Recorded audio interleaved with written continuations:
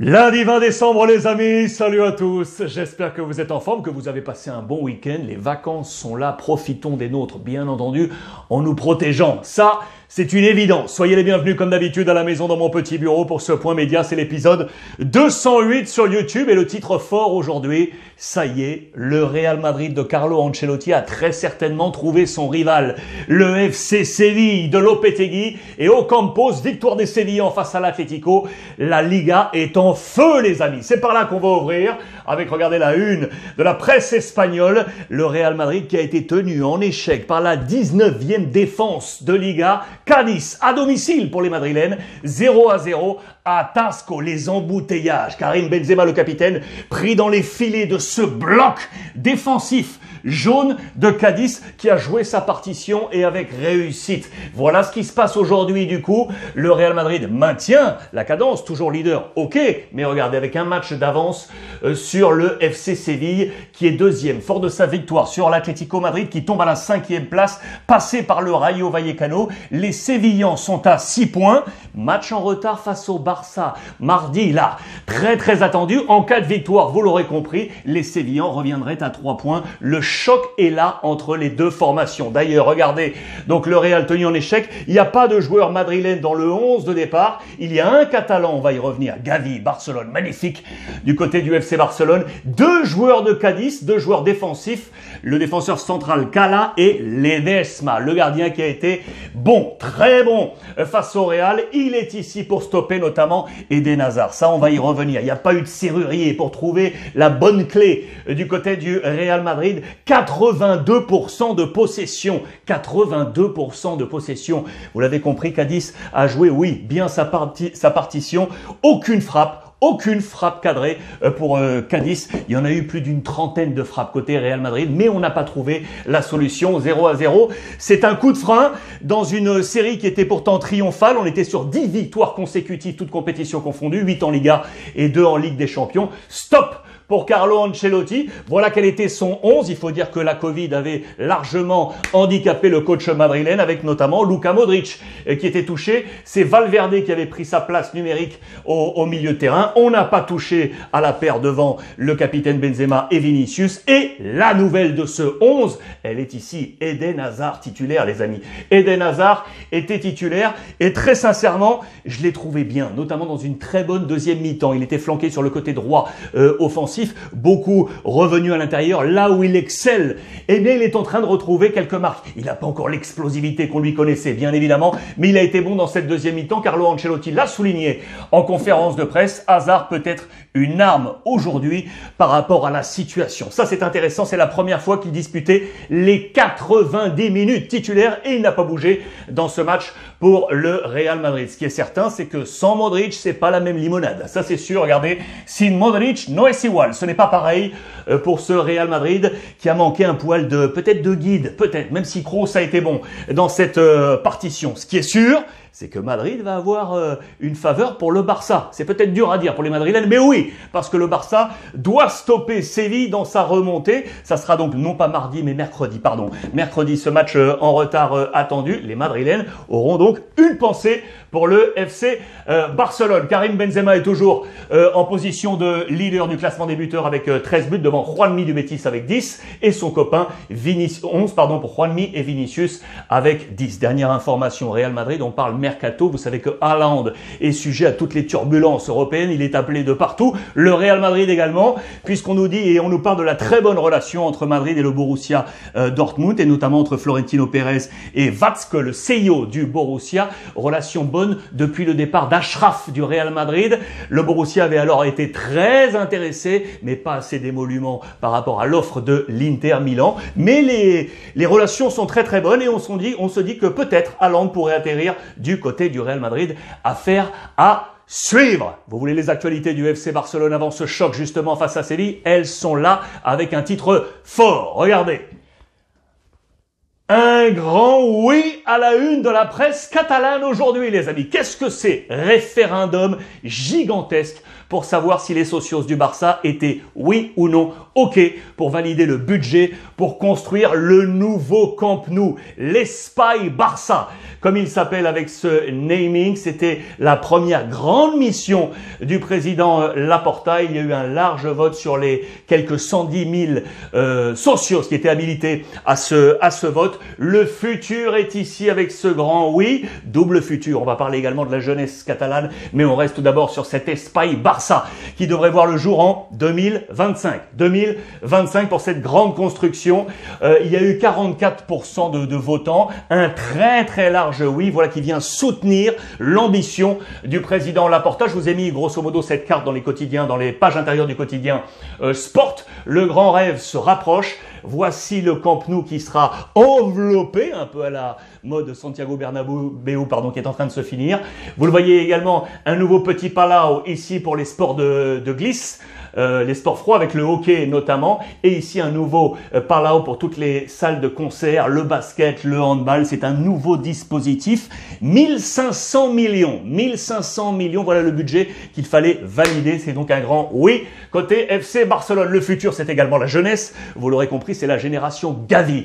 Le petit Gavi, tu es une machine. C'est lui qui tient la baraque dans cette victoire ce week-end face à Elche. Jusqu'alors, on connaissait le Gavi défensif, hargneux, qui allait à la bataille. Là, on a vu un Gavi vers l'avant, comme on le connaissait avec l'équipe B, avec des tentatives de frappe, des distributions offensives. C'est un joueur très complet qui va marquer l'histoire du FC Barcelone, à n'en pas douter. C'est cette nouvelle génération avec Gavi, avec Nico et le petit dernier là, Jutgla. On pense également à Baldé, ou encore à Abdé qui est ici, de 17 à 22 ans. Voilà 5 joueurs qui devraient être l'ossature pour briller justement au cœur de l'Espai Barça dans les prochains temps. Côté Atlético Madrid, là ça ne va pas du tout. Avec une débâcle annoncée. L'Atlético, 3 défaites consécutives. 3 défaites consécutives. On est en train de tomber. Le choix de cette photo n'est pas anodin, avec 2 joueurs qui interrogent en ce moment le niveau de Coquet ou encore d'Oblak par rapport au nombre de buts qu'encaisse la défense de l'Atlético Madrid. Attention parce que là, c'est très intéressant de voir comment El Cholo Simeone va réagir. Offensivement, on marque très peu également, avec, regardez, le mauvais rêve de Luis Suarez. Un seul but marqué sur les 11 derniers matchs, c'était face à Valence. Il vit une période délicate, avec également l'adversité de Cunha, qui vient également se mêler à la bataille dans les plans d'El Cholo Simeone. Et défensivement, on va avoir le retour de Versalico, très attendu pour l'Atlético Madrid. Je vous pose une question. Est-ce que vous savez quelle est la meilleure équipe à domicile du continent européen? Elle est en Espagne, les amis. Elle est en Espagne, cette meilleure équipe. Et c'est le Rayo Vallecano qui a fait de sa pelouse une véritable forteresse européenne. Voici le classement avec le nombre de points. Il y a également le Paris Saint-Germain. Le Paris Saint-Germain à domicile, 25 points tous les deux pour 9 matchs joués, mais le nombre de buts encaissés, il est plus faible pour le Rayo, avec 3. Regardez, on est à égalité avec le 3 de Manchester City ici. Rayo Vallecano, meilleure équipe à domicile du continent européen. Paris deuxième. Regardez les 2 équipes allemandes également, le Bayern et le Borussia Dortmund, ce qui m'amène en Allemagne pour vous montrer le bulletin de notes que vient d'être édité par le quotidien Bild. Merci à mon copain Gianni qui m'a envoyé tout ça, et je salue Issam également qui m'envoie toute cette presse allemande. Zegnis, c'est le bulletin justement, et c'est Nagelsmann avec le Bayern Munich, leader plus que jamais de cette Bundesliga. On notera également la très bonne note pour le coach de l'Eintracht de Francfort, Glasner, qui est ici, ce classement. Et là, l'Eintracht est à la 6e position. Le Bayern qui est en train de prendre, ça y est, les devants avec le Borussia Dortmund qui a été accroché ce week-end. On est ici pour ces matchs. Le Bayern qui s'est imposé 4-0 face à Wolfsburg et le Borussia qui a été battu sur la pelouse du Hertha Berlin. 3-2. Ça vole pour le père Nagelsmann. Ça vole également pour l'ami Pep Guardiola. Manchester City qui est en haut. Regardez, avec un Noël céleste, le céleste du bleu bien évidemment de Manchester City qui s'est imposé 4-0 face à Newcastle, et City qui prend un poil de large là avec 3 points d'avance, ça y est, sur Liverpool, parce que Liverpool a été accroché. L'actualité anglaise avec un match très fort, Tottenham-Liverpool, 2 buts partout, un match à rebondissement et où la VAR a eu une action forte pour provoquer la colère de Jürgen Klopp. Vous le voyez, les gestes sont clairs. Regardez le capitaine ici, Robertson, qui a été accroché par Harry Kane sur ce geste qui méritait très certainement le carton rouge. Ce ne sera pas le cas. Klopp énervé, d'autant que son joueur ensuite, lui, va être brillant, mais lui va être exclu. Alors là, je peux vous dire que Klopp n'était pas content du tout en attendant Liverpool accroché. Vous voyez que le deuxième titre, il est ici. Covid, vous savez que la Première Ligue est très agitée avec des matchs reportés. La poussée des cas Covid est en accélération totale. Il est peut-être temps d'arrêter, nous dit Thomas Tuchel à la une de la presse. Il faut dire que Chelsea est pas au mieux en ce moment. Ça l'intéresserait peut-être de bloquer un peu tout du côté du championnat pour reprendre des forces. On parle du Boxing Day, les 3 journées qui doivent avoir lieu durant les fêtes. On nous dit que la journée du milieu pourrait être reportée. C'est une affaire à suivre en tout cas. Stop, il est temps de stopper. C'est l'avis de l'ami Thomas Tuchel. Je vais vous emmener maintenant en Italie et là vous allez voir que ça chauffe avec là aussi une affaire de VAR ce week-end. 2 affaires même, on y va. L'Italie où la VAR a fait des siennes sur 2 matchs chauds. 2 matchs très chauds avec l'Atalanta face à l'AS Roma. Mais et surtout hier, là, ce Milan-Napoli. Regardez Olivier Giroud qui ne comprend pas la décision de l'arbitre, on va y revenir. En attendant, l'Inter sacré champion d'hiver avec Simone Inzaghi. L'Inter est ici avec 43 points devant le Napoli qui fait la bonne opération avec 39 points. Le Milan est là avec 39 et l'Atalanta, c'est 2 équipes qui calent avec 37 points. La Roma remonte. Tout comme la Juventus, on va y revenir. Ce match VAR, on est là avec l'erreur de la VAR. Pourquoi? 90e minute, Naples mène 1-0, 90e minute, but de Kessié. Mais regardez Olivier Giroud, il est au sol et on va estimer qu'il est en position de hors-jeu ici et venir gêner, entre guillemets, la défense ou peut-être la visibilité du gardien. Ce qui est sûr, c'est que l'arbitre a annulé ce match et du coup, on est resté sur la victoire du Napoli. Imaginez la colère de Pioli, tout simplement le coach de l'AC Milan qui était fou furieux. Et regardez l'attitude de Giroud qui ne comprend pas, qui ne comprend absolument pas la décision de l'arbitre. Milan laisse des points depuis maintenant 3 semaines à l'Inter qui caracole en tête, c'est clair et net. Les notes d'ailleurs dans ce match, je vous les montre, c'est Tomori, le défenseur central de Milan, qui a la meilleure note. Et ça, c'est intéressant. Anguissa, l'ancien Marseillais, au cœur du jeu napolitain. Ici, il faut dire que ce triangle a tenu largement celui-ci. Je vous le montre en détail sur les positions moyennes. Je sais que vous adorez regarder ça. Tomori, donc meilleur joueur. Les 3 joueurs ici au milieu, côté AC Milan, avec Tonali qui était ici, le petit Diaz ou encore Kessié, ça s'est joué là. Et le voilà.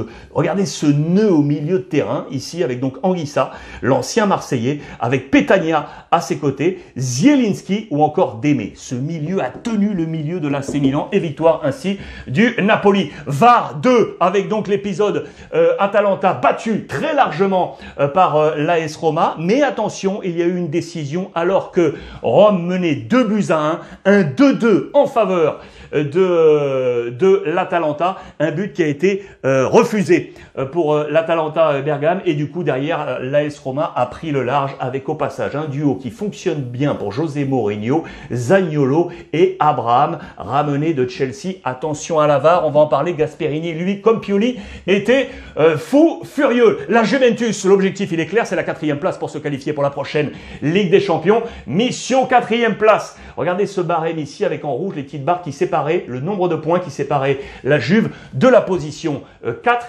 Ici, on a la 4e et 5e journée, on était à moins 7 points de l'AS Roma. Et puis, on a réussi à réduire cet écart jusqu'à 1 point avant de le voir de nouveau augmenter dans une phase difficile pour la Juve à distance par rapport à l'Atalanta. Le Napoli, on était à 8 points. Là, on est en train de revenir, on est à 6 points. On est à 6 points pour l'ami Max Allegri qui veut revenir. On va parler ainsi des transferts durant la période hivernale. Il y a 2 joueurs qui sont toujours en prolongation de contrat et en discussion, Dybala et Cuadrado. Et on nous dit que De Ligt, le 3e également en discussion, pourrait partir. En tout cas, son agent Mino Raiola le mettrait sur le marché. De Ligt va-t-il, oui ou non, rester du côté de la Juve?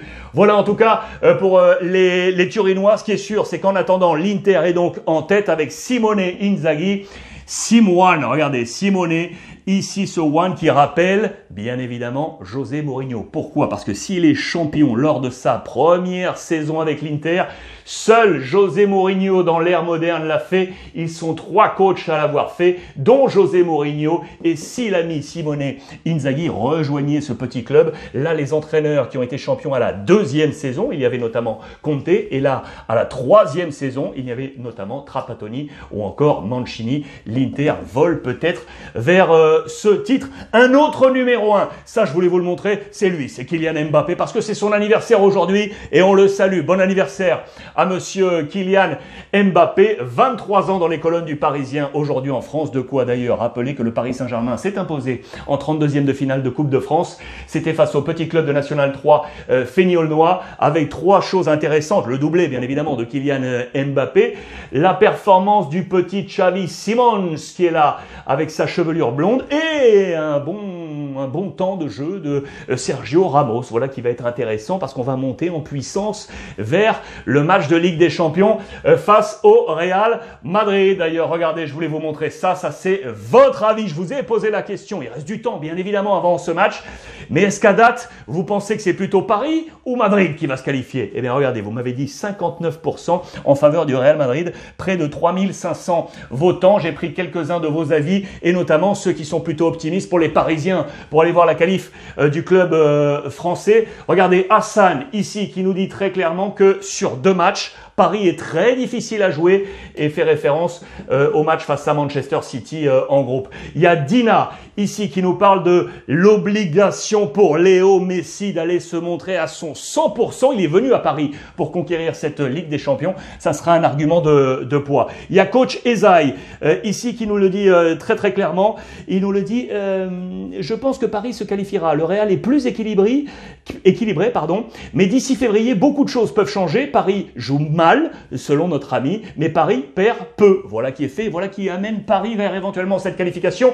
Anas, qui nous dit malheureusement les équipes de Carlo Ancelotti, donc le Real Madrid en janvier-février, connaissent une baisse de régime. C'est vrai, en tout cas ça se voit dans les stats, dû essentiellement à un turnover qui est très faible. C'est vrai également. Côté Paris Saint-Germain, il y a espoir qu'ils jouent en équipe d'ici là et que les stars seront à la hauteur de l'événement. Cette notion d'équipe est très intéressante parce que regardez, il y a Djili Diop qui nous en parle également. Lui pense que c'est le Real qui va se qualifier. Si on se base sur ce début de saison, le PSG a, oui, un effectif, mais pas d'équipe. C'est des notions intéressantes pour voir et parler de cette qualif. Et enfin, 50-50, Don Diego qui nous le dit, si les 2 matchs étaient dans les 2 semaines prochaines, je peux dire que le Real Madrid se qualifiera grâce à Vinicius et Garim. Ils sont injouables aujourd'hui, mais d'ici février, on aura peut-être des blessures, des transferts, des suspensions qui pourront changer le destin de ces 2 rencontres. On a encore du temps, mais on en salive déjà de ce Paris Saint-Germain-Real Madrid. Voilà les amis pour ce point média de ce lundi 20 décembre. Merci de m'avoir une nouvelle fois accompagné. Merci de votre fidélité. Je vous embrasse. On se retrouve très vite sur l'ensemble des réseaux sociaux. Et n'oubliez pas, comme tous les jours, profitez des vôtres.